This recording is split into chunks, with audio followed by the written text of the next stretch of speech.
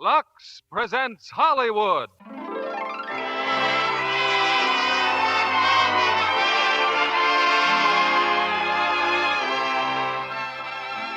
Lever Brothers Company, the makers of Lux Flakes, bring you the Lux Radio Theater, starring Frank Sinatra, Katherine Grayson, and Gene Kelly in Anchors Aweigh. Ladies and gentlemen, your producer, Mr. William Keighley.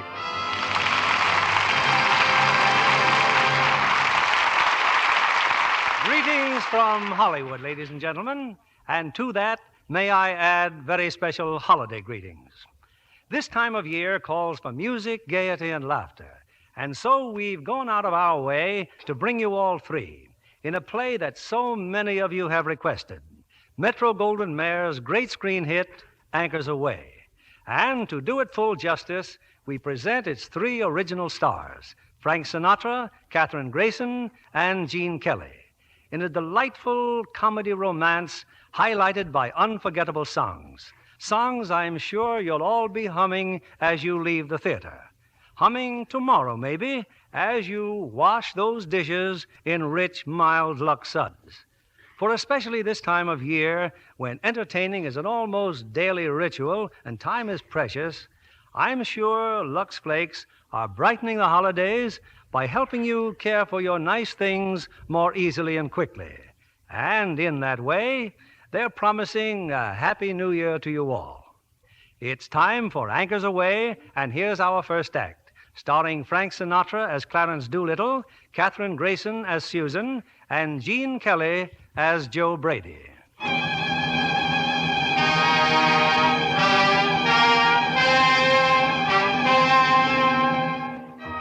It's toward the end of the war, and one of our fighting ships has just dropped anchor in the harbor of San Pedro, California.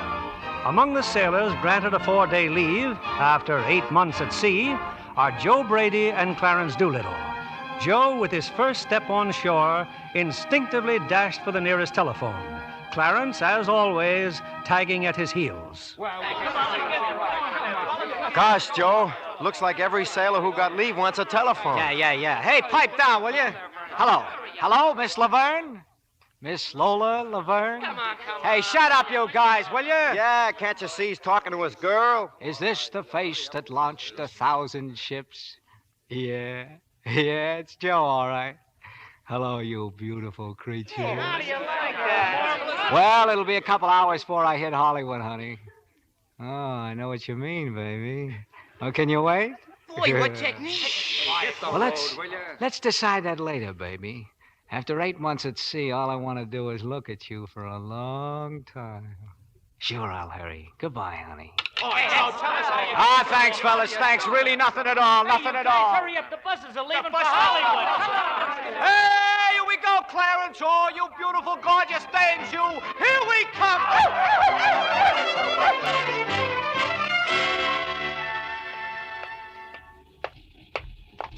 Now, look, Clarence. Ever since we got to Hollywood, you've been following me. You got a date, haven't you? Uh-uh. Well, I thought you... It's always been like this, Joe. Every time we hit port, all I do is go to the library. So you like books. What's the beef? Well, I thought it'd be fun to try something different. You know, like going out with girls. But, I don't know how to begin. Nah, don't give me that, Clarence. After all, you're from Brooklyn. Joe, even in Brooklyn, things can go wrong. What do you mean? Well, right from boys' high school, I went to the cathedral, see, and I was the assistant choir master. Oh. Yeah, right from there, of course, I went into the Navy. And I wouldn't tell that to anyone but you, Joe. Well, do you want a couple of phone numbers? Thanks, but I'd be too scared to use them. But when you mentioned Lola, I thought you'd Lola? Hey, are you kidding? Well, if I could go with you, I could learn something. After all, Joe, everybody knows you're the best wolf in the Navy. And besides, you gotta help me. What do you mean I gotta help you? Well, didn't you save my life when I fell overboard? Huh? I didn't ask you to save my life, so now you're responsible for me. So now How do you like this guy? Well, look, Joe, what's the sense in having your life saved if you can't have any fun with it? Well, look, if I find a dame for you and get you started, will you call it quits? Gee, that'd be swell, Joe. I'm certainly... Hey, Joe. Hey, look, that police car, Joe. Well, what about it? Joe, that cop. Hey, you sailors. Come here, you guys. Hey, wait a minute. What's the idea? Let's not have any unpleasantness, fellas. Now, just get in the car. Hey, what do we do? Look, I got a date. We'll tell you all about it at headquarters.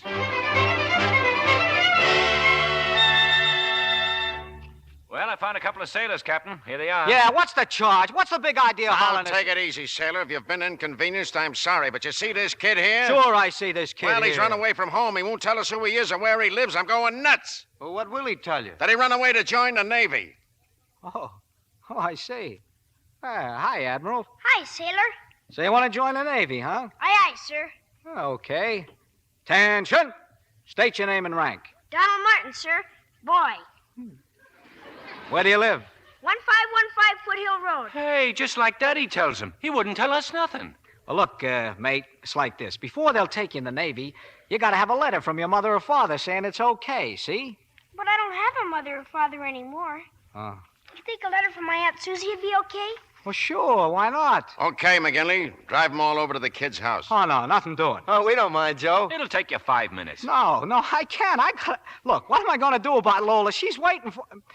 Well, look, are you sure it'll only take 5 minutes? Maybe less even. Come on, kid. Here we go.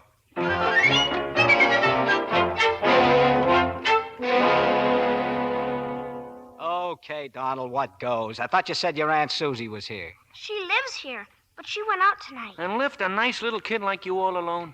Oh, but Mrs. Murphy was here. See, she left a note. Give me that. Dear Miss Abbott, Donald was a very good boy. He's fast asleep, so I went home. Mrs. Murphy. She only thought I was fast asleep. Yeah. Fellas, I don't want you to get the wrong idea. I don't want you to think I'd walk out on you, but... Hey, where you going? I'm leaving. I got a date with a girl. Well, that's just great. What do you think I got a date with, a duck? Well, anyway, you want to talk to her aunt, don't you? Thanks, fellas. Say, if he can blow, I can blow. Lola. Now, wait a minute, Joe. You can't leave me here. What about my being a wolf? You promised me. And you both promised me you'd talk to Aunt Susie. If you don't help me, what'll I do? Oh, pipe down a minute, will you? What are you so worried about? Huh? Oh, things, sailor. Things. You'll understand when you get older. They used to say that to me, too, Donald. Well, did you understand when you got older? Nope. That Aunt Susie, what can an old lady be doing out this time of night? Hey, Joe. Psst. There she is. Hi, Aunt Susie. Hey, Joe. That ain't an old lady. That's a young lady. Well, what got you home so early? A feet give out? What? And just who are you? Leaving this little kid all alone while you're out having a big time. Would you mind telling me what you're doing here? Oh, sure. We're a couple of guys the police called in when they found this kid wandering around the boulevard. Donald? Just a moment. Don't apologize to us. Don't apologize. Come on, Clarence. Well, goodbye. Joe, but you promised me. Joe, you promised. What? Hey, Joe, the kid's crying. Wait a minute, please. Give me a chance to explain. Okay, you're very sorry, but my pal and I have got plans, see? We'd like to get going. Oh, I haven't got a thing to do. What? Well, I just thought if you could stay for a little while. You see, Donald's so upset, and I... Well, Oh, now, wait a minute, Donald. What is this? But you promised me, Joe. The letter. Joe, don't go. Don't go. Look at him, Joe. He's hugging you. What letter? Well, the kid wanted to join the Navy, see? And, well, I told him about needing a letter from his folks. And if you give it to me now, Aunt Susie, I can leave with Joe. Can't I, Joe? Well, sure, but, well, there's a couple of things besides the letter, like, can you read and write? Well... You can't read and write. You think the Navy takes dopes? Not ever? Well, maybe sometimes, huh, Clarence? Yeah, but even dopes have to read and write. What'll I do? Well, the first thing you gotta do is study real hard. Before you know it, you won't be a dope. All right, Donald. Now what about bed? Okay, Aunt Susie, but Joe's got to tuck me in. What? Now, really, Donald. Oh, we'd be very happy to put him to bed, won't we, Joe? Huh? Joe, what's the matter, Joe? You got such a funny look on your face. You're all purpley like. Okay, kid, now close those peepers and hit the sack. Come on. Joe, you're coming back to see me? Promise? Sure, I'll come back, sure. Come on, Clarence, let's blow. Wait, I always get sung to sleep. Look what wants to join the Navy. Okay, Clarence, you're the choir master around here. Sing to him. Oh, Joe. Go ahead, sing. Oh. Lullaby and good night, with roses bedight, bright angels around, my darling shall stand. Lay thee down now and rest. May thy slumber be blessed. Lay thee down now and rest. May thy slumber be blessed.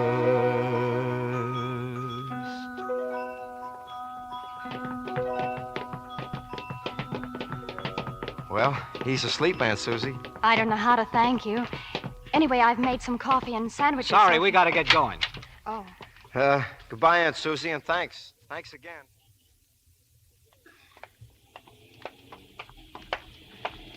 But where are we going, Joe? I better phone Lola. That looks like a bar down the street. I'll phone from there. Joe, wait a minute. There's something I got to talk to you about. What? About getting a girl, I mean. Joe, I've seen the one I want. You mean... Oh, no, Clarence, no. Oh, Joe, remember, you promised me. Okay, I promised you, but I didn't promise you Aunt Susie. Now, come on, get in the cafe. I got a phone.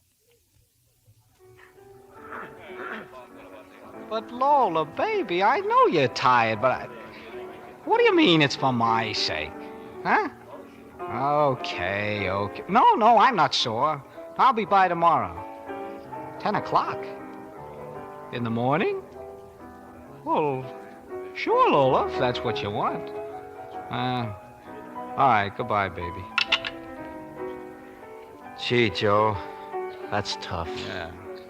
Joe. What do you want?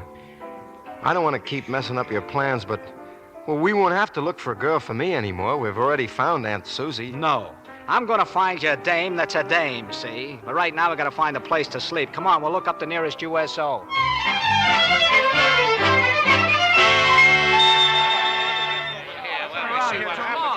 Hey, there's a couple of beds down there, fella. Thanks, pal. First night's sleep for you guys? Yeah. Well, what do you say? Do you want to talk? Oh, sure. We got in a little trouble, didn't we, Joe? We picked up a little kid, see? Yeah, and what a little kid that was. What? And what another little kid that she had waiting for us when we got home.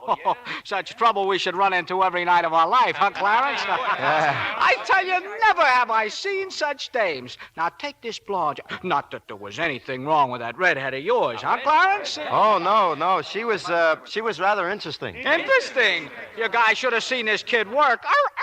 Ooh. Well, come on, sailor, give. Well, we take the dames home, see? Yeah, you took the dames A little slow at first, but, well, anyway, I asked my girl for a kiss. Oh, you did? And she says, no. Well, who won? You were these dames. What happened? Well, I'll tell you.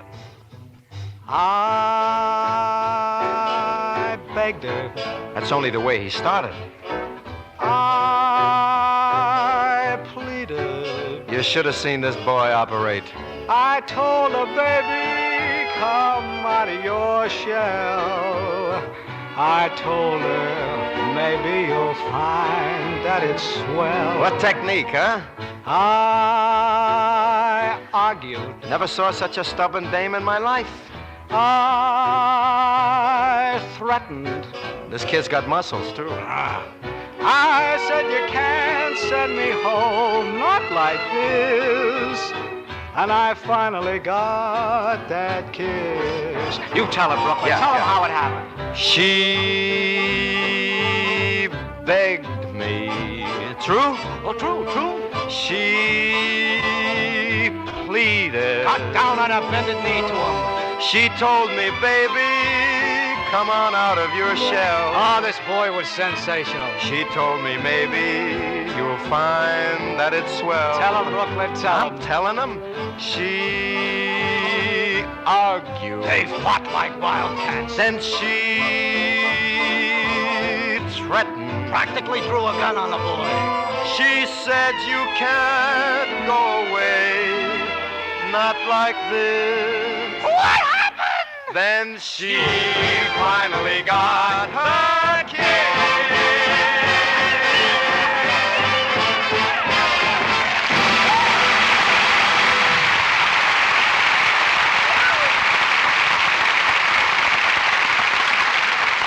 In just a moment, our stars will return with Anchors Aweigh.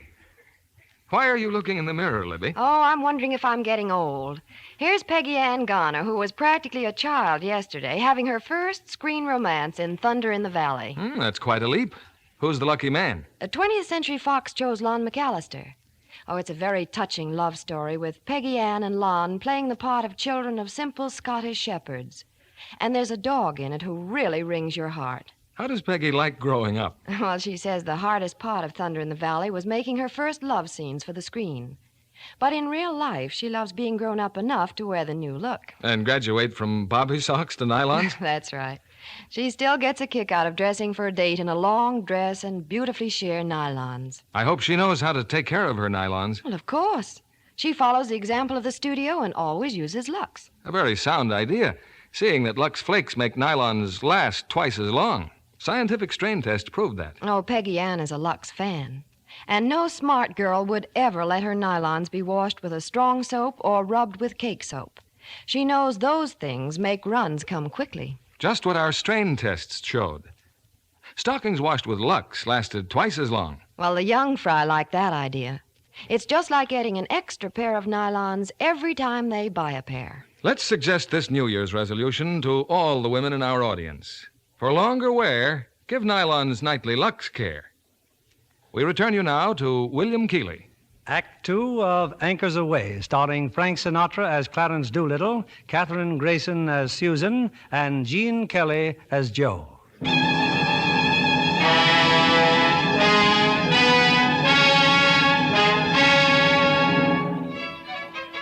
Well, it's the following day. And has Joe Brady at long last had his date with Lola? Well, what do you think, with Clarence around? But, Joe, I had to let you sleep, Joe. You look so peaceful there in bed. And besides, you needed the rest badly, didn't you, Joe? Like I need a hole in the head. When I did wake up, when I phoned Lola, you know what she told me to do? Well, do you? Now, Joe, no rough stuff now, Joe. Joe, lay off, will you, Joe? Now, late in the afternoon, and much against his better judgment, Joe has allowed Clarence to talk him into calling on Donald and Aunt Susan.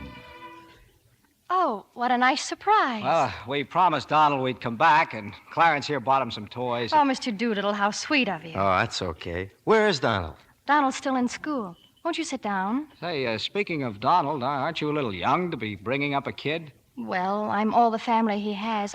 I know it's hard on Donald. I mean, I never know when the studios are going to call me. Like last night. Oh, you were working last night? Mm-hmm. I thought you were out on a date.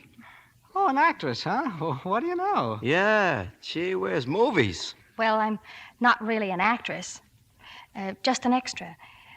What I really want to do is sing. Well, why don't you? Oh, that's easy to say. Oh, well, there's always a chance that someone will hear me. There's some really great musicians at the studios, Stokowski and José Iturbi. Iturbi, huh? Mm-hmm. And then whenever I can sing, I sing in a little Mexican cafe. As a matter of fact, I'm singing there tonight. So if you'll excuse me, I'd better run up and change. Well, if you want somebody to hear you sing, here's your boy right here, Clarence. What? Clarence? Well, sure. He used to be the assistant. Now, wait a minute, Joe. Careful. Remember what you promised me. Well, anyway, you know that fella you mentioned before, Iturbi? Well, Clarence and Iturbi are just like this. Pals. No, Joe, please, Joe. Well, why not tell her? Look, Aunt Susan, while you change your dress, Clarence will call up Iturbi and arrange for him to hear you sing. Oh, Clarence, do you really mean that? Certainly he means it, don't you, Clarence? Yeah, I guess I do, yeah. Oh, how can I ever thank you, Clarence? There, you see? She's grateful to you already. Now you get a date with her and, But, Joe, I don't know Iturbi. You lied to her, Joe. You told me you knew a guy named Iturbi in Brooklyn. Yeah, Max Iturbi, he's a butcher. Details, always worrying about details. I tell you, Clarence, it's a cinch.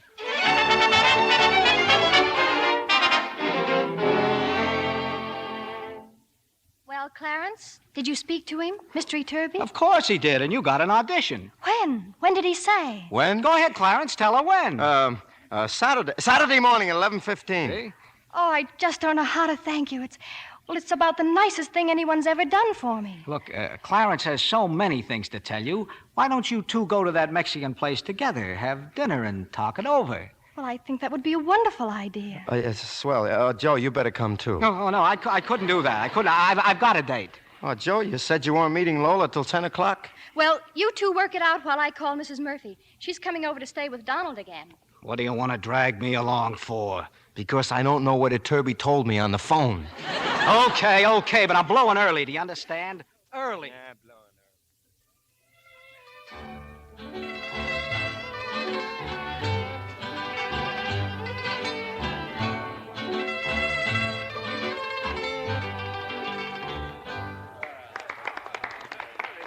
Señoras y señores, we are very happy to have once again Miss Susan Abbott to sing for us.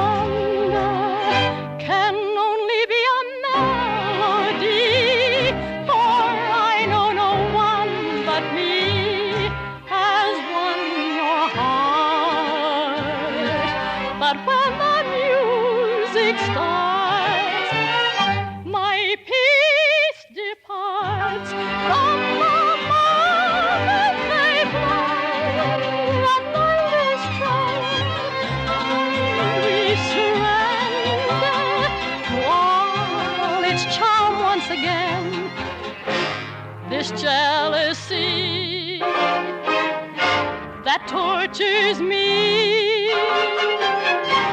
is ecstasy, mysterious pain. We dance to a tango of love. Your heart beats with mine as we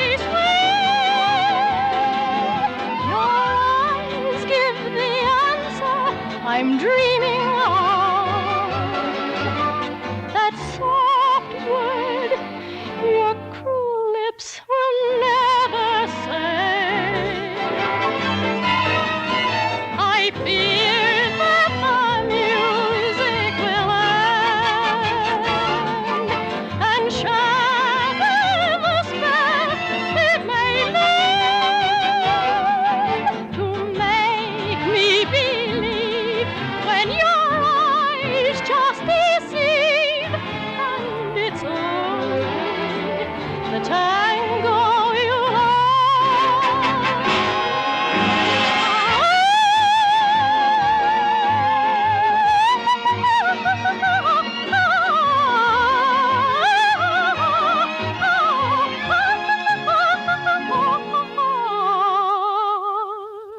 to make me believe when your eyes just deceive, and it's only the tango you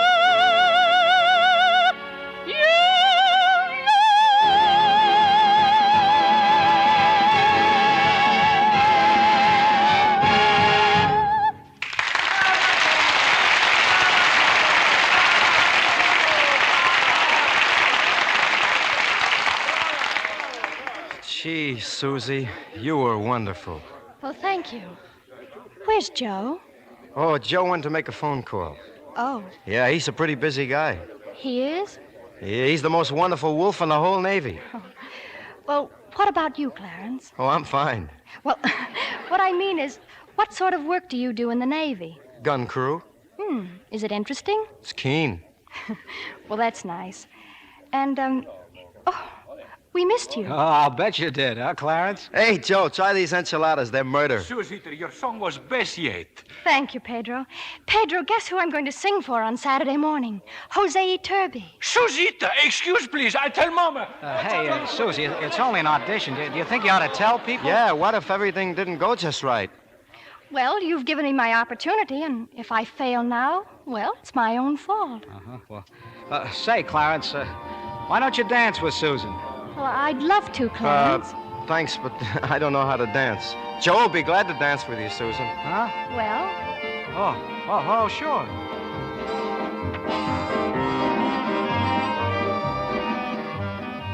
Gee, look at him dancing. Joe's a wonderful dancer. I'm such a coward. I don't know why, either. Why do I freeze when Susie just looks at me? What makes people act this way about people? What makes anything?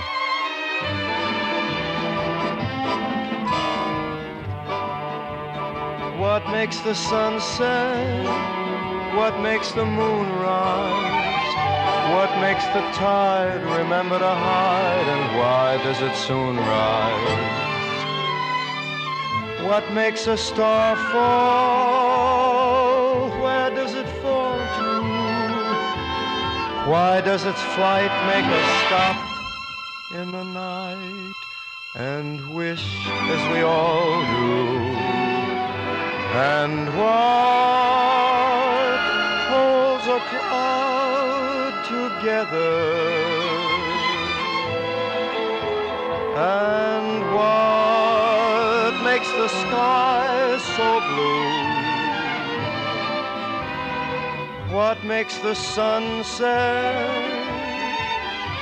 What makes the moon rise?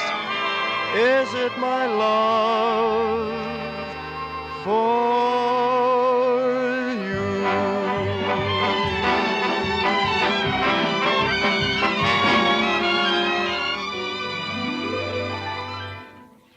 Gee, a person could die from such singing. Hey, who are you? One of the waitresses. Oh, yeah. Oh, wait a minute. You're from Brooklyn. Yeah. How do you know? You too? Yeah, Flatbush. Green paint. Well, how do you like that? You here all alone? No, I'm with a girl. She's dancing, see? Huh? Oh, Miss Abbott, huh? Oh, she's a swell girl, all right. Yeah, only I don't know how to talk to her. I can't ever talk to girls at all. Well, you're talking to me, aren't you? Oh, it's sure different. You're from Brooklyn. Yeah. Yeah, I know.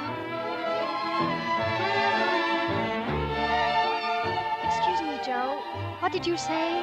I said, most girls are so easy to figure out. They are? Yeah, but, well, you're... Well, one time you looked kind as if you knew all the answers, and then 10 minutes later, you're like a little kid. Just when a guy starts thinking maybe I ought to buy an ice cream cone or a doll or something, all of a sudden you're grown up again. I am? Yeah, and everything gets all kind of mixed up and interesting. Well, that's what Clarence said about you. You know, he thinks about you all the time. He does? Well, who do you think about, Joe? Well, I don't know, Aunt Susie. Right now, I'm a little confused about everything. All of a sudden, let's get back to the table, huh?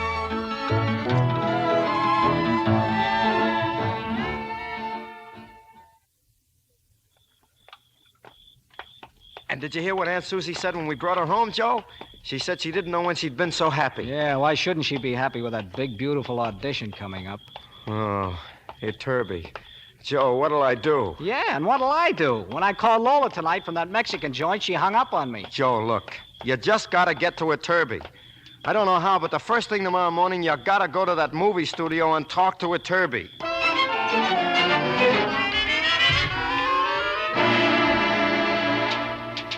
Mr. Iturbi's office. Well, I'm sorry, Mr. Whitney, but Mr. Iturbi isn't in. Yes, I'll tell him you called. Now then, you're Mr. Brady. Yeah, I wanted to see... If you'll sit down over there, Mr. Iturbi should be here shortly. Thanks a lot, miss. Strange you didn't tell me you had an appointment. Come in. My name is Susan Abbott, and I have an appointment to see Mr. Iturbi. Oh, hello there. Don't you ever speak to sailors, lady? Well, Joe, what are you doing here? Clarence is off having a little chat with Jose, and I'm waiting for him to come back. Come on, let's go have a Coke or something. Well, I was just... say Saturday, Come on, miss. Susan, let's go. Joe, I don't understand. Well, I don't understand either. What are you doing here at the studio? Well, I'm working here today as an extra, so I thought I'd... And that's where you almost made a terrible mistake. Boy, are you lucky I was in Iturbi's office to stop you. But, Joe, why? Well, look. You go to see Mr. Iturbi now. You try to talk to him, see? Well, he's polite, but very busy, and it's just no good. But if you wait till Saturday morning, well, Iturbi's expecting to see one of these big, beefy opera singers, and you walk in. You'll look like $1 million.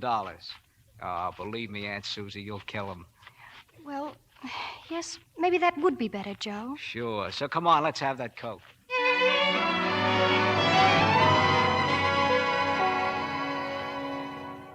But what happened, Joe? How come you didn't see Iturbi? I ran into Susie, that's how come. You mean she still thinks she's seeing him on Saturday? Now, don't worry, kid. We'll get to Iturbi and tell him it's just a gag. And well, they say he's a swell fella, and maybe he'll let her sing for him after all. I don't know. Joe, about tonight. You'll come with me when I go down to the cafe, won't you? No, Clarence. You see, well, that's Susie. You know, she's okay. You see her alone.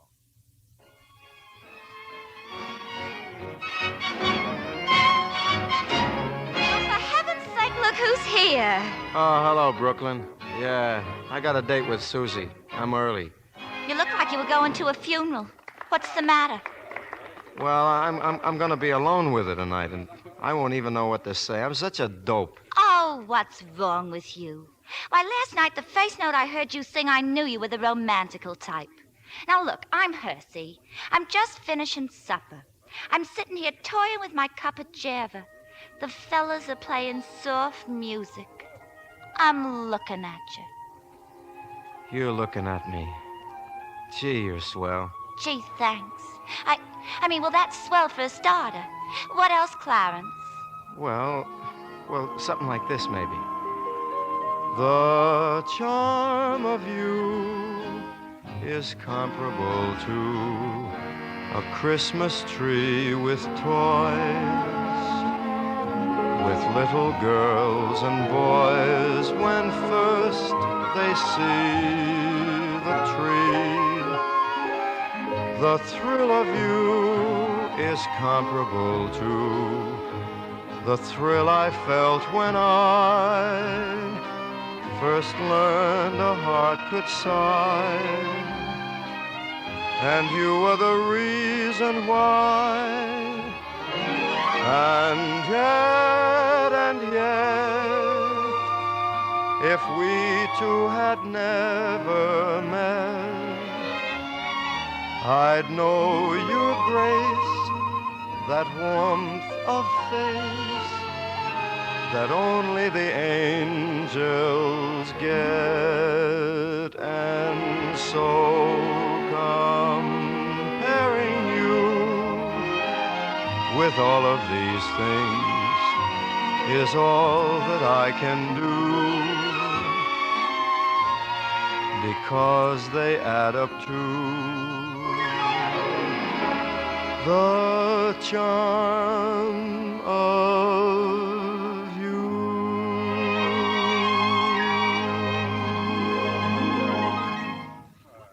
Gee, I'd give a month's tips to have somebody sing to me like that.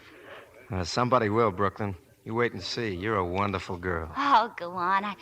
Hey, here she comes, Miss Abbott. I better get to work. Hello, Clarence. Oh, hello, Susan. Oh, I hope I haven't kept you waiting. Uh-uh. Did you have a nice time today with Mr. Iturbi? I saw Joe at the studio, you know, and he said that you and Mr. Iturbi... Oh, yeah, Susan. Yeah, I remember. Look, Susan, there's something I've got to tell you. It might make a great difference in the way you feel about seeing me even, but I've got to tell you. Oh, please don't tell me now, Clarence.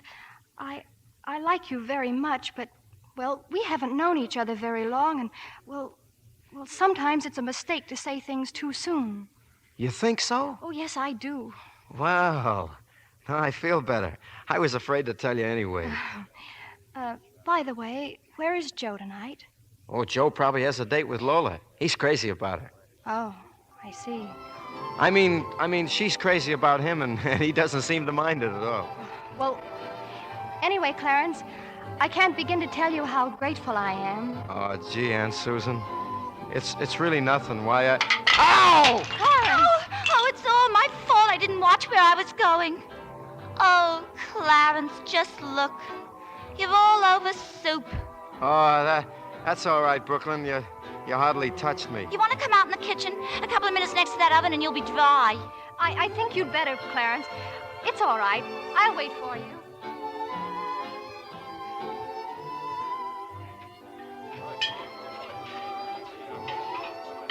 Are you getting dried out, Clarence? Oh, yeah, I'm doing fine. There's a noodle in your hair. Oh, I'll get it for you. gee, thanks. You know, I wish I could stay here and talk to you. You do? Yeah, you know something, Brooklyn? With you around, I feel like I was home again, in Flatbush. Gee, thanks. You're welcome. And that's not all. The more I look at you, Brooklyn, the more...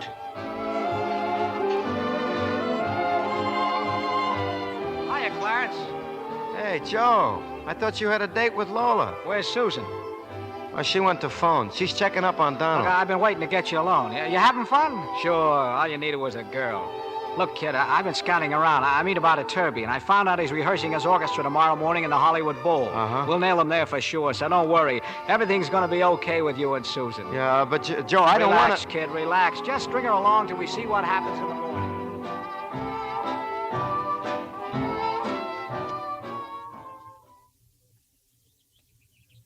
Ah, it's no use, Joe. Iturbi's in the bowl, and we're here in the street. Guards at every entrance. Even you can be licked, Joe. We just got to tell Susie the truth, that's all. Okay. Well, she's working at the studio today. I'll try to find her. No, wait a minute, Joe. This time's up to me to do it. No, I'll tell her. She'll be good and sore, but she'll be sore at me, right? I'll tell her how it all happened just because you were crazy about her. Well, what's the use? We're due back in San Pedro tomorrow, and our leave is practically over. Oh, Clarence, Susie's not a girl just for a leave. She's the kind you come home to, and this'll do it. Joe. Yeah? There's something I've been wanting to tell you. What? Never mind. I guess you're right. Okay, I'll meet you at that little bar near Susie's house about 6 o'clock. Yeah, sure. Okay, Joe.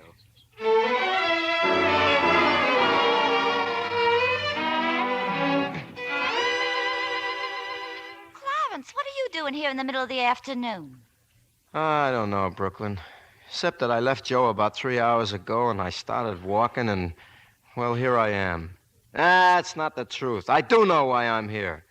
Brooklyn, I love you. Oh, no, Clarence. No, you love Susan. I did, but I don't. I mean, I know it's awful, but I can't help it. I love you. I don't think it's so awful, Clarence. Well, yes, it is. It means that I'm fickle. But say you'll marry me, Brooklyn. Please say you'll... Oh, no. No. Clarence, what's the matter? Well, I've been in such a daze about you, I forgot. Forgot what? That Joe is seeing her now. He's making me out a big guy so she'll like me. Susan, I mean. And I don't want her to like me. Oh, every time I leave that guy, I get in trouble. Joe! Hey, Joe!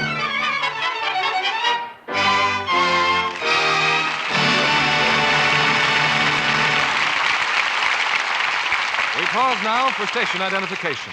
This is CBS, the Columbia Broadcasting System.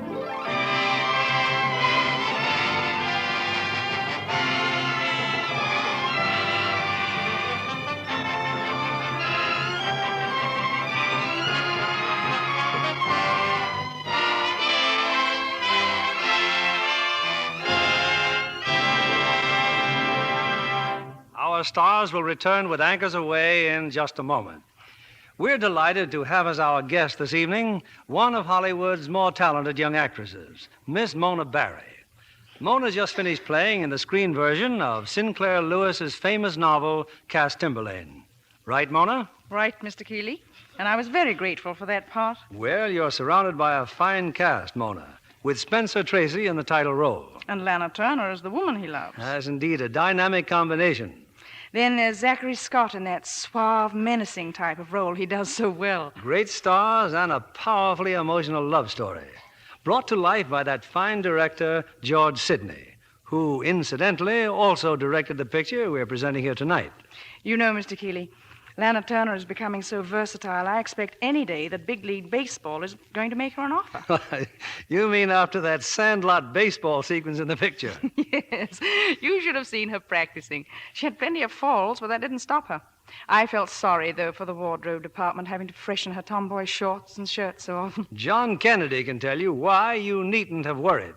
That's right, Mr. Keeley. At Metro-Goldwyn-Mayer, where they filmed Cass Timberlane, they use Lux Flakes for everything washable, as they do at other leading Hollywood studios. Well, I should have known when I saw how wonderful they looked every time. After all, I'm a Lux fan myself. With the studios, Lux Care is a matter of saving dollars and cents. It's so safe for colors. Keeps them new looking up to 3 times as long. That's really true? Proved true by actual washing tests. When colors were washed the wrong way, they soon looked faded and old. That's what strong soap, hot water, and rough handling can do. But when the laboratory took identical fabrics and washed them the Lux way, they stayed color fresh up to 3 times as long. And what girl doesn't appreciate that nice as new Lux look these days? Right you are. Keeping nice washables new looking up to 3 times as long is a fine thing for the budget. Thank you for coming tonight, Miss Mona Barry. Back now to our producer, William Keeley. Act 3 of Anchors Aweigh, starring Frank Sinatra as Clarence, Katherine Grayson as Susan, and Gene Kelly as Joe.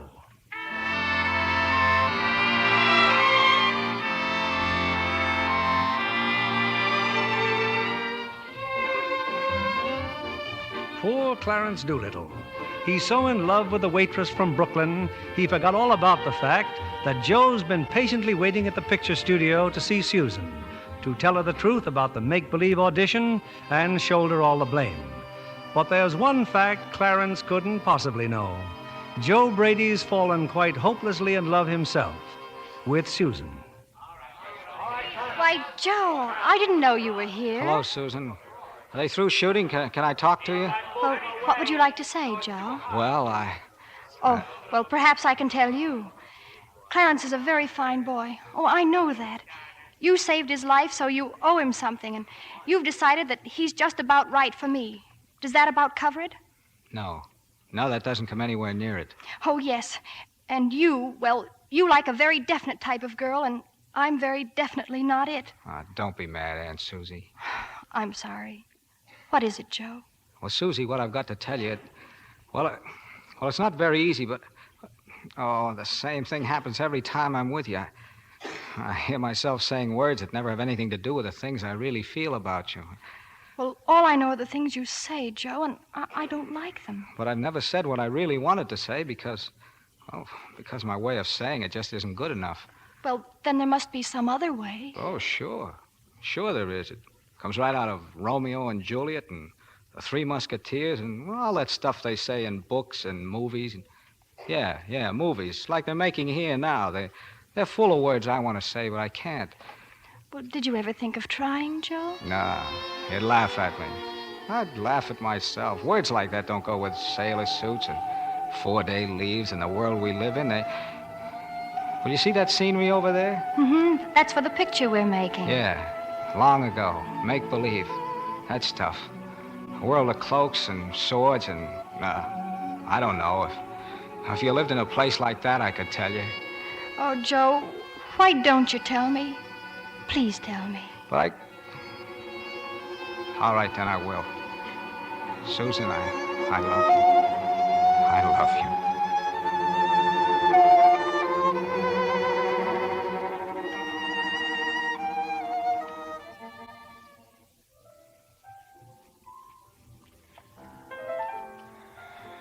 You're a little late, Joe. It's 6:30. I'm sorry, Clarence. Joe. Yeah? You, Yeah? Nothing. Clarence? Yeah, Joe. If I was to tell you that No, it's been a hot day, hasn't it? Bartender, give me a beer. Joe, look, I gotta... No, Clarence, you look.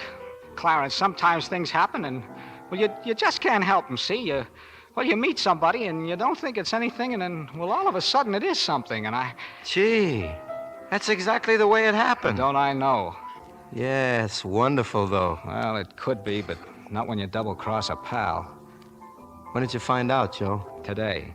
But I've had a hunch about it pretty nearly from the beginning. You did? Yeah. Yeah, it's funny, I didn't. Not until I kissed her. Huh?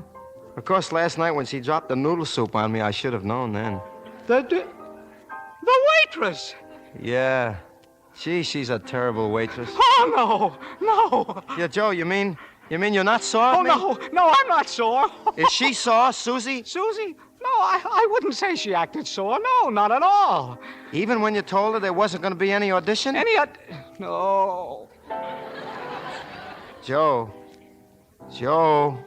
you mean you didn't tell her? Well, what did you tell her? What could you be talking about all this time? Oh, just things. Joe, you're in love with Susan yourself. Mm-hmm. Yeah, you see? I'm not such a dope, Joe. You're gonna ask her to marry you, aren't you, Joe? Gee, I'd sure like to. Well, when? Before or after she doesn't have the audition with Iturbi? Iturbi? Clarence, I gotta get to Iturbi. But where? He's gotta light someplace. He's gotta have someplace he calls home. Home. Home, Clarence. Home! Come on, Clarence!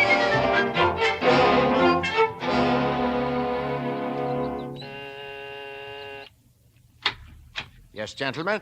Oh, good morning. How's Mr. Iturbi? You're the same sailors who were here last night. All night. We slept under the tree. Oh, I'm terribly sorry, but he gave a concert last night in Bakersfield. Yeah, you told us. That was last night, but he just phoned. He's going straight to the studio. Oh, thanks. Gee whiz, that's awful. What are you going to do, Joe? You know, our bus leaves at noon. Well, I'll go straight to Susie's house and stop her before she leaves for the audition. Now, look, Clarence, don't let this spoil it for you, kid. You go to see Brooklyn. You haven't got much time. Well, I'll be glad to go with you, Joe. Nah, beat it, pal. This is something I got to handle myself. And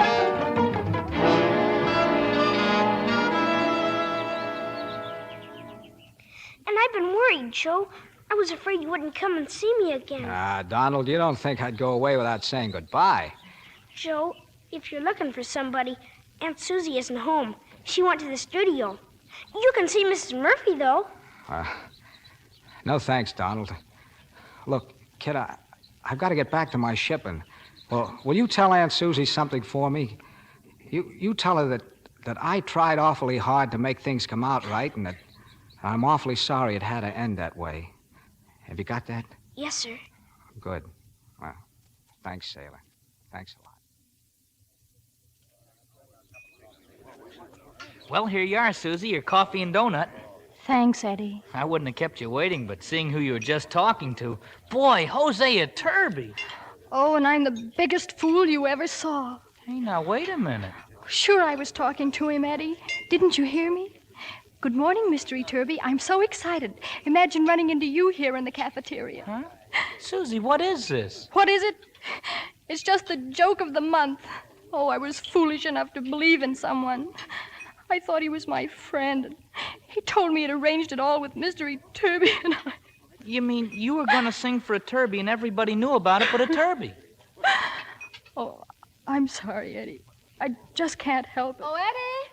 Eddie, do you know a girl named Abbott? Susan Abbott. That's her right there, Miss Green, and she ain't feeling so hot. Well, maybe I can make her feel better. Miss Abbott, I'm Mr. Iturbi's secretary. Remember? Oh, yes, I do, and I promise I won't ever bother him again. You see, I didn't know... He didn't know either, Miss Abbott, but he knows now. You thought you had an audition for 11:15 this morning, didn't you? Yes, I made a terrible mistake. Well, Mr. Iturbi thinks a screen test and audition would be much better. He what? Well, I would have come sooner, but I've been busy phoning wardrobe and makeup. Here, your instructions are all on this paper. Stage 3, Miss Abbott, at 11:15.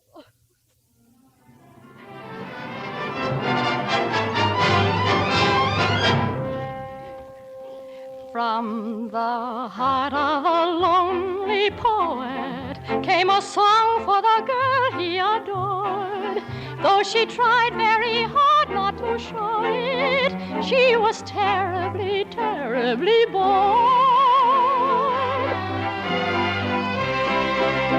But then the poet asked her if she'd like to waltz, and her eyes shone, and the moon shone, and the stars shone up above. And they moved through the evening. Together they were swaying to the music of enchanted violins. He held her up till he got her, till the moon faded above her.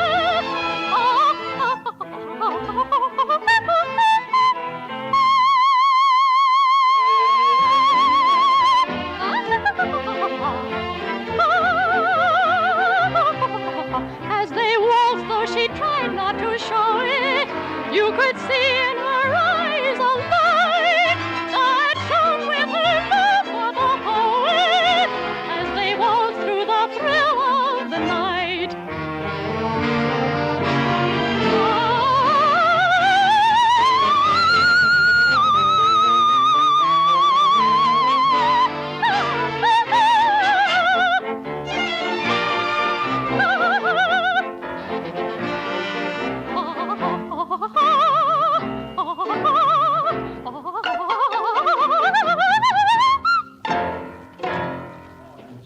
Miss Abbott, that was wonderful.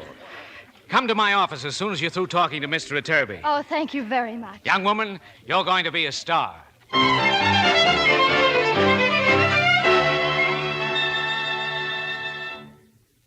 Ah, look, Joe, just because we're off duty, what do we have to sit here in quarters for? All you do is sit and stare. I'm looking at the harbor. We're shoving off tonight, aren't we? It'll be a long time before we see land again, won't it? Ah, don't give me that. Why don't you write Susie a letter, Joe? I don't have anything to tell her. Well, tell her you're sorry. She knows I'm sorry. How does she know? Clarence, you write a letter, will you? Write Brooklyn 2 letters, or wash some socks, or go to sleep, but don't... Joe, D.O.D. What's the matter, Joe? D.O.D. Oh, excuse me, sir. I didn't see you. Seaman Brady. Aye, sir. Seaman Doolittle. Aye, sir. Why aren't you men on deck? Don't you know that there's a big entertainment program about to start? Don't you want to see those Hollywood stars? Well, we're off duty, sir, and I guess we don't feel like being entertained. Oh, you don't you? There's a man named Iturbi on board asking for you. Iturbi? He's asking for us? You heard me. Aft on the quarterdeck. Get going, both of you. He said after deck, Joe, but I wouldn't know Iturbi if I... Brooklyn! Flatbush. What are you doing here? Oh, are you complaining, honey? Brooklyn... Joe! Hey, Joe! Look at me. I'm kissing her, Joe. I'm hugging her, Joe. Hey, Joe, I'm a wolf. Hey, where's Joe? See where the band is? Well, look. Aunt Susie. Yeah, Aunt Susie. All hands attention, all hands attention. At ease, men. I've been requested by our guest of honor, Mr. Iturbi, to grant a young artist permission to make her debut right here. Therefore, I'd like to introduce a singer discovered by the United States Navy, Miss Susie... Aunt Susie! There's Joe! There's our Joe! Joe! Susie!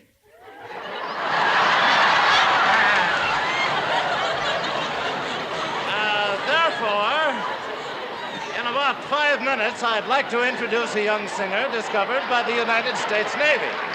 Meanwhile, I'm sure the band has something to contribute. Yes, sir!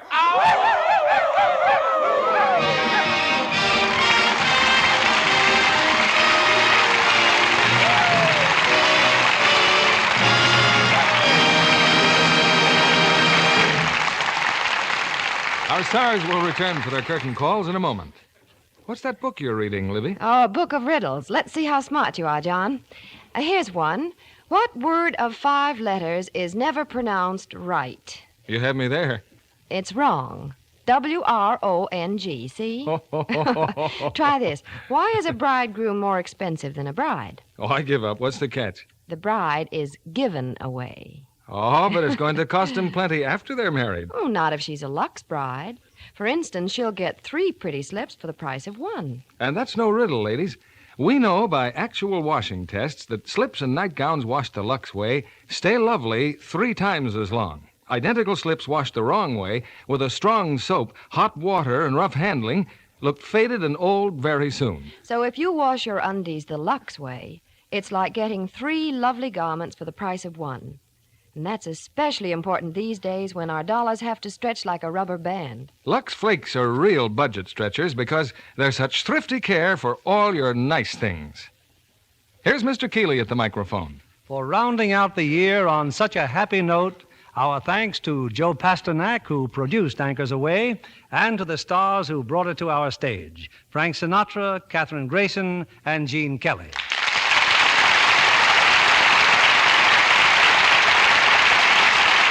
You've set a challenging standard for us with tonight's performance. Well, Bill, we're very glad that you got back from Washington in time to join us. Yes, and what's this I hear about your making off with the door to J. Edgar Hoover's office? Well, we had to get a shot of that door, so instead of carting our cameras upstairs, we just stole the door and brought it down. Well, that's quite something, stealing a door from under the FBI's nose. Actually, the FBI was most cooperative. We'll be looking forward to seeing that picture when it's finished, Bill. Thanks, Frank, and I'm looking forward to the film that you and Kathryn just finished for Metro-Goldwyn-Mayer, The Kissing Bandit.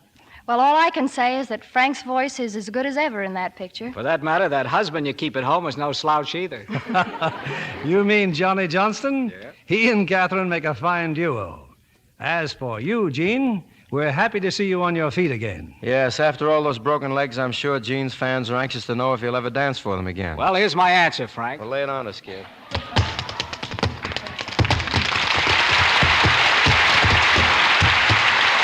Yes, sir? Looks like the old Kelly, Gene. And Gene's fans will have a chance to see him dance when MGM releases his next picture called The Pirate.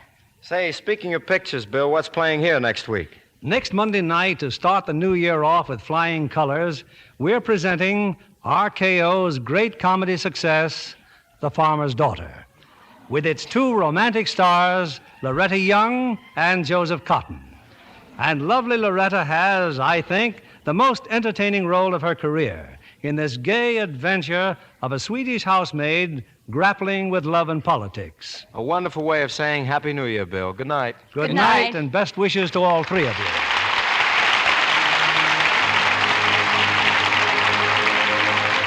Before we meet again, the old year will have passed us by, and with it speed our outworn prejudices and mistakes.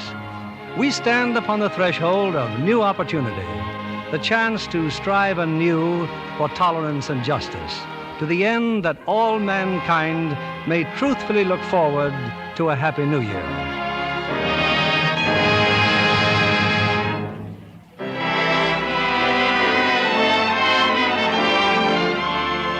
Lever Brothers Company, the makers of Lux Flakes, join me in wishing you the best of health and happiness in 1948. And we invite you to join us again next Monday evening when the Lux Radio Theater presents Loretta Young and Joseph Cotton in The Farmer's Daughter. This is William Keeley saying good night to you from Hollywood.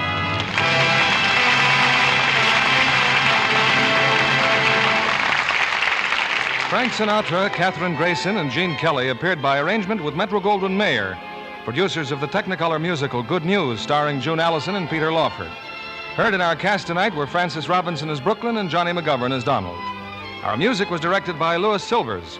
And this is your announcer, John Milton Kennedy, reminding you to join us again next Monday night to hear The Farmer's Daughter with Loretta Young and Joseph Cotton.